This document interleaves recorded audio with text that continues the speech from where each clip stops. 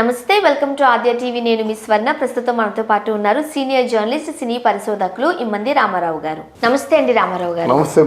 రామారావు గారు, తారక రత్న గారు పోయిన తర్వాత తారక రత్న గారి యాక్టింగ్ గురించి, ఆయన మంచితనం గురించి, లేకపోతే ఆయన బిహేవియర్ గురించి ఇన్ని రకాలుగా ఆయన్ని చాలామంది పొగుడుతున్నారు. అది బయట వాళ్ళు కావచ్చు, టీడీపీ వాళ్ళు కావచ్చు, అభిమానులు కావచ్చు, ఎవరైనా కావచ్చు. తారక రత్న గారు చాలా మంచోరు, చాలా పెద్ద ఆర్టిస్టు, మంచి యాక్టర్, ఇవన్నీ చెప్తున్నారు కదా. మరి బ్రతికున్నప్పుడు ఎందుకు ఎవరు గుర్తించలేదు?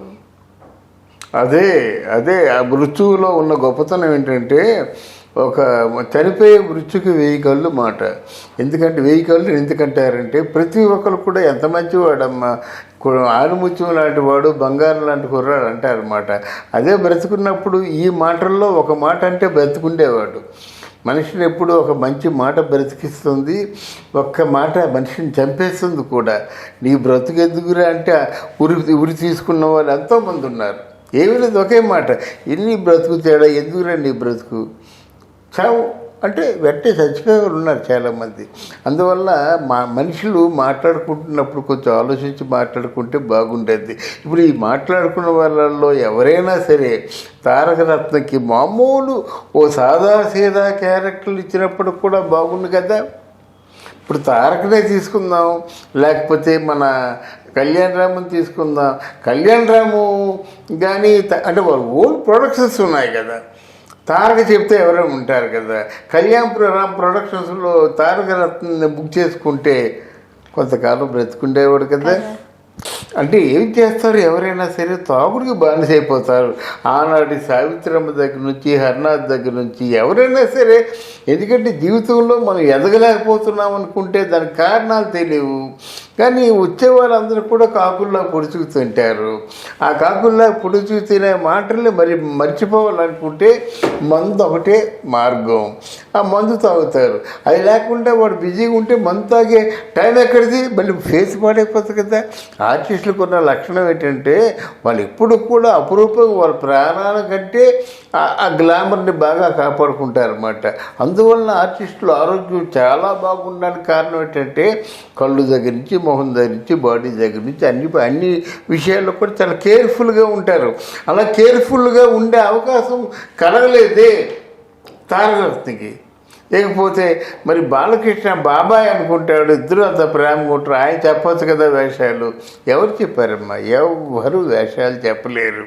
ఇకపోతే వీళ్ళు చాలామంది తల్లిదండ్రులు ఆలోచించుకునే విషయం ఏంటంటే, ఏదో 8 కాలం 100 ఏళ్ళు బతికేస్తాం అనుకుంటారు. కానీ ప్రేమించాడు, పెళ్ళి చేసుకున్నాడు, పెళ్ళి చేసుకొని ఇంటికి తీసుకొచ్చాడు. ఏమంటారు, 4 మాటలు మాట్లాడతారు. ఫర్ ఎగ్జాంపుల్ అంటే హ్యూమన్ బీయింగ్గా, మా అసలు నేను నిరాశలు అయిపోయారు, ఒక్కగానో కొడుకువి, ఎందుకు ఇలా చేశావు, ఓకే ఎనీవే కమా అని చెప్పేసి ఆ అమ్మాయికి స్వాగతం చెప్పినట్టయితే ఆ గుండె చెదిరిపోదు కదా. ఇప్పుడు అలా కాకుండా రాగానే తండ్రి ముఖం చూడలేడు, తల్లి ముఖం చూడలేడు, తండ్రి మాటలు వినలేడు, తల్లి మాటలు వినలేదు. ఇప్పుడు మిగిలిపోయింది కదా.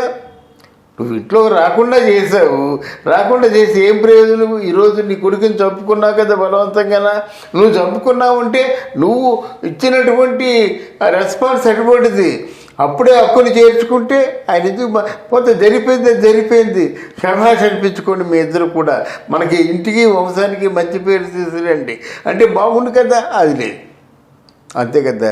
వీళ్ళు ఏమనుకుంటారంటే 100 ఏళ్ళు 150 ఏళ్ళు బతికేస్తాము, మన చావు రాదనుకుంటారు. కానీ అన్నిటికంటే చాలా సత్యమైంది, మనకి దగ్గరలోనే చావు ఉందనే విషయం. ఎందుకంటే మన వెంట వచ్చింది మన తాలూకు మంచితనం, మన తాలూకు అంటే ఆత్మీయత భావం, ప్రేమ, విశ్వాసాలు ఇవి మన వెంట వస్తాయి. కానీ మిగతా ఏమీ రావు. మీ తాలూకు ఉక్రోసం, మీ తాలూకు పగ, మీ తాలూకు ప్రతీకారం ఇవన్నీ మీతోనే ఉండిపోతాయి. ఏమొస్తాయి మీకు? ఏమి రాదు. దానివల్ల మిగతా కుటుంబం అంతా కూడా డిస్టర్బ్ అవుద్ది, మనసులు గాయపడతాయి. ఆ గాయాలు మానని గాయాలు అయిపోతాయి అన్నమాట. అదే జరిగింది. తారక రత్న గారు పేరెంట్స్ ఆదరించకపోయేసరికి చాలా డిప్రెషన్లోకి అంతే చెప్ప వాళ్ళ జీవితంలో బాణలి గాయం అయ్యిందంటే ఏమిటి? ఇప్పుడు ఒకప్పుడు 9 సినిమాలతో ఆ సినిమా లైఫ్ స్టార్ట్ అయింది. ఆ 9 సినిమాల్లో ఒక సినిమా పూర్తి అయ్యేసరికి మిగతా 8 సినిమాలు జారిపోయాయి. ఇదే జీవితం, ఇదే సమాజం, దీన్నే తెలుసుకోవాలి. కానీ కొంచెం బాగా ఒక ఆత్మస్థైర్యం ఉన్న వాళ్ళు ఏం చేస్తారంటే మళ్ళీ 9 సినిమాలు అనౌన్స్మెంట్ చేసుకునే దిశగా ఒక పట్టుదలతో ఉంటారు. శుతిమెత్తని మనసు అయితే ఎందుకు వచ్చింది? ఆ సినిమా ఫీల్డ్లో దిగబట్టి కదా ఎంతమంది కాకుల్లా పొడుచుకుతుంటున్నారు. నా సినిమాలు వద్దు, ఏం వద్దు అని చెప్పేసి ఆ సాయంత్రం అయ్యేసరికి మందు తీసుకొని తాగుతారు. ఇదే జరుగుతుంది ఈరోజు సొసైటీలో జరిగింది ఇదే. మరి యాక్చువల్గా జూనియర్ ఎన్టీఆర్ అంటే ఆయన పడే ఆ నిందలు, ఆయన పడే అవమానాలు ఇంకెవరైనా పడ్డారా? జూనియర్ ఎన్టీఆర్ మన ఇది ఇక్కడ త్యాగరాయ గణసభ అని మన చిక్కడపల్లిలో అక్కడ అరంగేట్రం చేసినప్పుడు ఆయన వెనక ఎంతమంది ఉన్నారు? ఆయన వెనక ఎంతమంది ఉన్నారు? బిక్కు బిక్కుమంటూను ఆ శాలిని అమ్మ తాను, అంతే కదా. గనక ఇవన్నీ ఈరోజు జూనియర్ ఎన్టీఆర్ అరంగేట్రం చేస్తారంటే మొత్తం భారతదేశంలో ఉన్నటువంటి విఐపీలు అందరూ దగ్గర ఉంటారు. That is the achievement of junior NTR కదా. అలాగే ఏదైనా మా మనోధైర్యంతో ఆయన అంటే శాసించుకున్నట్టయితే బాగుండేది.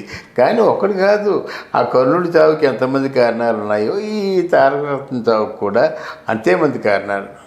జనరల్గా వాళ్ళ కుటుంబం చాలా అవకాశాలు ఇవ్వడానికి. అవును, కుటుంబం చాలు చేయలేదు. అది అదే జరిగిపోయిన తర్వాత ఇంతమంది కూడా కన్నీరు కారుస్తారు. బాలకృష్ణ గారు బోయపాటి గారికి ఒక్క మాట చెప్తే, బోయపాటి గారు తెలిసిందే కదా ఎవరినైనా ఎలా అయినా మలుచుకోవాలి, ఎలా మోల్డ్ చేయాలో. అందులో కల్లా మంచి ఆర్టిస్టు, హీరోగా చెప్పలేము కానీ విలన్గా స్టేట్ అవార్డులు తీసుకున్నాడు. అవును, విలన్ అయితే మంచి విలన్ అయి ఉండేవాడు కదా. అవును, యాక్చువల్గా హీరోయిజం అనేది ఎవరైనా చూపిస్తారు నిజం చెప్పాలంటే. అందుకే మనకు అనిపిస్తుంది అంటే వీళ్ళే చేతులారా చంపుకున్నారమ్మా, నందమూరి కుటుంబం వల్లే చేతులారా చంపుకున్నారని ఒక్కోసారి బాధపడుతున్నప్పుడు అనిపిస్తుంది. అది సో ఇప్పుడు లేకపోయేసరికి ఆయన గురించి అన్ని మంచి మంచి మాటలు అలా చెప్తున్నారు, కానీ కొంచెం శ్రద్ధ పెట్టుంటే ఆయన పైన చాలా బాగుంటుంది. ఇప్పటికీ కొంతమంది నెటిజన్లు మాట్లాడుతూనే ఉంటారు, బతికున్నప్పుడు ఆదరిస్తుంటే ఆ ప్రాణం ఎంత సంతోషించండి.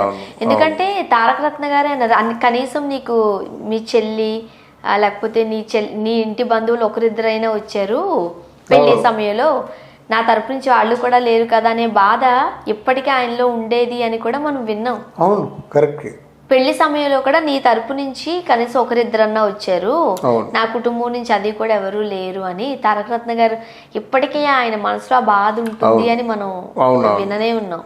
అవునవును, అంటే వాళ్ళు మరి అది వాళ్ళ కుటుంబం, వాళ్ళ వంశంలో ప్రతిష్ట అంటే వాళ్ళ కుటుంబానికి చెప్పుకునేటువంటి శక్తి సామర్థ్యాలు మోహన్ కృష్ణకి లేవు. మోహన్ కృష్ణ ఎప్పుడు కూడా సైలెంట్గా ఉండేవాడు.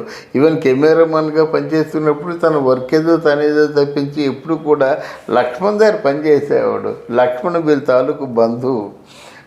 అప్పుడు ఎక్కువగా మాట్లాడేవాడు కాదు. అంటే కెమెరా వర్క్ కూడా పెద్ద ఊహో అని చేసే వర్క్ కాదు. ఎన్టీ రామారావు గారికి సరిపోద్ది. ఎన్టీ రామారావు గారికి ఏంటంటే కెమెరామెన్ అయితే చాలు, అంతేకాని ఊహోని ఎక్స్పెక్ట్ చేసేది అవసరం లేదు. రైట్. దానవీర సూరకర్ణంలో ఆ కర్ణుడిని ఒక వ్రతభంగం చేస్తుంది కందిరీగా. అంటే తొండల్లోంచి తొలిచేసి అంటే అటు పక్క నుంచి వెళ్ళిపోతుంది అన్నమాట. ఆ పరశురాముడు పడుకున్నట్టయితే ఆ నిద్రాభంగం అవుతుంది. ఆ రక్తం వేడిగా తగిలేసరికి చూసేసరికి కర్ణుడు అలా భరించుకొని ఉంటాడు. ఏంట్రా ఇది అని చెప్పేసి, అప్పుడు నువ్వు మాత్రం బ్రాహ్మణుడు కావు, బ్రాహ్మణుడికి ఎంత ధైర్యం ఉంటుంది కాదని అక్కడ తీసే సన్నివేశం, ఆ కందిరీగా బయటికి వెళ్ళిపోయే సన్నివేశంలో అక్కడ ఆ కందిరీగాను నల్లటి దారం కనిపిస్తుంది. అంటే ఆయన వర్క్ అది నల్లటి దారం మాకు కనిపిస్తుంది. చాలామంది దాన్ని ట్రోల్ చేశారు కూడా.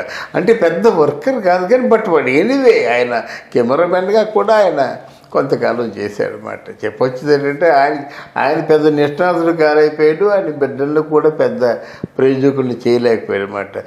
మీరు చెప్పినట్టుగా బాలకృష్ణ తీర్చిదిద్దవచ్చు. ఇప్పుడు అలా ఉంటే కదా వాళ్ళ వంశం అంటే మరి ఇప్పుడు ఫర్ ఎగ్జాంపుల్ చిరంజీవి గారి వంశమే తీసుకోండి, ప్రతి ఒక్కడు ఆర్టిస్ట్ అంతే కదా. ఓ పవన్ కళ్యాణ్ పెద్ద ఆర్టిస్టు, తర్వాత రామచరణ్ పెద్ద ఆర్టిస్టు, అల్లు అర్జున్ పెద్ద ఆర్టిస్టు, ఇంకెవరో ఉన్నారు ఇప్పుడు వస్తున్న సాయి ధరమ్ తేజ్ గారు, పెద్ద వైష్ణవ్ ఆర్టిస్టు, తేజ్. వరుణ్ తేజ్ పెద్ద ఆర్టిస్టు, వైష్ణవ్ తేజ్ పెద్ద ఆర్టిస్టు, నేహారికి ఎంత ఆర్టిస్టు, ఎవరు చెడిపోయే ఆర్టిస్టు, చిన్న ఆర్టిస్టులు లేరు కదా. అలా ఉంటే బాగుంటుంది అని నా ఉద్దేశం. Thank you so much. Thank you ma'am.